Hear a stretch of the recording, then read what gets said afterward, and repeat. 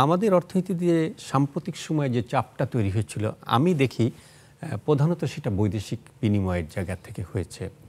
অর্থাৎ আমাদের রিজার্ভটা কমে যাচ্ছিল, এক্সপোর্টটা সেই অনুযায়ী হচ্ছিল না, ইম্পোর্ট প্রাইস বেড়েছিল, পরে ইম্পোর্টের উপর নানান রকম রেস্ট্রিকশন তৈরি হয়েছে। আমাদের সেই জায়গাটা যদি বলেন রেমিটেন্সটাও কমে যাচ্ছিল। এবং এই আন্দোলনের মধ্যে আমরা দেখেছি দুবাইতে এক ধরনের ঘটনা, যে তারা ওখানে এই বাংলাদেশি মানুষের প্রতি তাদের যে প্রেম, দেশপ্রেম, সেই জায়গা থেকে এক ধরনের প্রসেশন করা, এবং সেখানে কিছু মানুষের সাজা হয়েছে। আর সারা বিশ্বে বাঙালিরা এই আন্দোলনের কারণে তারা বলছিল যে রেমিটেন্স তারা পাঠাবে না। তাহলে তো আমরা একটা বিরাট সংকটে পড়তাম। আমরা আশা করি যে তত্ত্বাবধায়ক সরকার বা অন্তর্বর্তীকালীন সরকার যে আসছে, নিশ্চয়ই আমাদের বিদেশি ভাই বোনেরা তাদের সেই জায়গা থেকে সরে আসবে এবং নিশ্চয়ই আমরা রেমিটেন্সটা পাবো। কিন্তু তারপরও একটা বড় চাপ থাকবে, আমাদের ট্রেড গ্যাপ আছে। আপনি যদি বিষয়টা বিশ্লেষণ করেন, আমি পরে আজাদ ভাইয়ের কাছে যাব। না, এটা ঠিক যে সাম্প্রতিক এই আন্দোলনের পূর্ব থেকে অর্থনীতির ক্ষেত্রে একটা বড় দুর্বলতা বা একটা চ্যালেঞ্জ ছিল। সামষ্টিক অর্থনীতির ক্ষেত্রে প্রায় সব সূচকেই আমাদের দুর্বলতা ছিল। সেটা নিয়ে আমরা গবেষকরা, ব্যবসায়ীরা, সরকারের ভিতরেও এই টানাপোড়েন চলছে। এটা কীভাবে এটিকে পুনরুদ্ধার করা যাবে, সেটা বৈদেশিক লেনদেনের ক্ষেত্রে যেমন বলেন, মূল্যস্ফীতির কথা আপনি বললেন, আপনি আমদানি রপ্তানির ব্যাপারটি আপনি এখানে দেখেছেন, ব্যাংকিং খাতের শৃঙ্খলার সমস্যা সেটি রয়েছে এই জায়গাটিতে, সরকারি যে সমস্ত দুর্নীতির জায়গাগুলো সেটা রয়েছে, তারপরে আপনি এই জায়গাটিতে প্রকিউরমেন্ট, সরকারি যে সমস্ত পাবলিক প্রকিউরমেন্ট অর্থাৎ যে সমস্ত প্রকল্প ক্ষেত্রে দুর্নীতি, সেই সমস্ত বিষয় রয়েছে। ফলে বিভিন্ন ধরনের সমস্যাগুলো আসলে আগে থেকেই রয়েছে।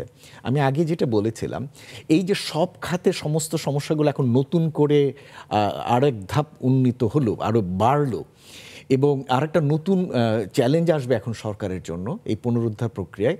বিপুল পরিমাণ আমদানি করতে হবে শুধুমাত্র সরকারি প্রতিষ্ঠানগুলো রেস্টোরেশনের জন্যই, প্রচুর পরিমাণ। এবং আপনি যদি, আমি তো দেখি যে মনে হয় কয়েক হাজার গাড়ি সম্ভবত পুড়ে ভস্মীভূত হয়ে গেছে সরকারি প্রতিষ্ঠানের। এখন এই প্রতিষ্ঠানগুলো যে অবস্থায় ছিল সেই অবস্থায় স্বাভাবিক নিয়ে আসতে হলেও তো আপনাকে প্রচুর পরিমাণ এখন বৈদেশিক মুদ্রা ব্যয় করতে হবে শুধুমাত্র আগের সিস্টেমটাকে রিস্টোর করবার জন্য। এছাড়া প্রতিষ্ঠান ভেঙেছে, সেখানে প্রচুর যন্ত্রপাতি নষ্ট হয়েছে, যেগুলো সব আমদানিকৃত। ফলে আমার বৈদেশিক মুদ্রা রিজার্ভের উপর সেটা আর এক ধাপ কিন্তু বাড়তি আর একটা চাপ তৈরি করবে। তো এরকম ধরনের চাপ প্রায় সব ক্ষেত্রেই রয়েছে। আমার পয়েন্টটা হলো এখানে যে আপনি এই সমস্যাগুলোকে আপনি দুভাবে এখন সমাধান করতে পারেন। একটা হলো যে আমার যেটা ধারণা, এই অন্তর্বর্তী সরকারের উচিত হবে যেটা, যে সংশ্লিষ্ট বিভিন্ন মন্ত্রণালয় বা বিভাগগুলোতে যদি তিনি মনে করেন যে উপযুক্ত লোক এই মুহূর্তে নেই, তাহলে তিনি সমস্ত যোগ্যতা বিচার করে দ্রুততর সময়ে বিভিন্ন গুরুত্বপূর্ণ যে প্রতিষ্ঠানগুলো, যেমন বাংলাদেশ ব্যাংক, এনবিআর, বাণিজ্য মন্ত্রণালয়ের বাণিজ্য সচিব, এরকম করে অর্থ সচিব, এরকম করে আপনি 10 বা 15টি যদি গুরুত্বপূর্ণ মন্ত্রণালয় বিভাগ, যেগুলো কিনা ব্যবসার সাথে সম্পর্কিত, অর্থনীতির সাথে সম্পর্কিত, এই জায়গায় দ্রুততর সময়ে যা যা পরিবর্তন উনি আনতে চান, এটি যেন দ্রুততর সময়ে পরিবর্তনটি নিয়ে আসেন। এক। দ্বিতীয়ত, এই যারা আসবেন তারাও যেন খুব বড় একটা লম্বা লিস্ট নিয়ে তারা যাতে কাজ না শুরু করেন। তাদের জন্য কাজের শুরুটা হবে হলো ইমিডিয়েট রেস্টোরেশন, যেটা আমি আগে বলছিলাম, যে কনফিডেন্স বিল্ডিং, সবার মধ্যে আস্থা ফিরিয়ে আনা অর্থনীতির সমস্ত কাজ।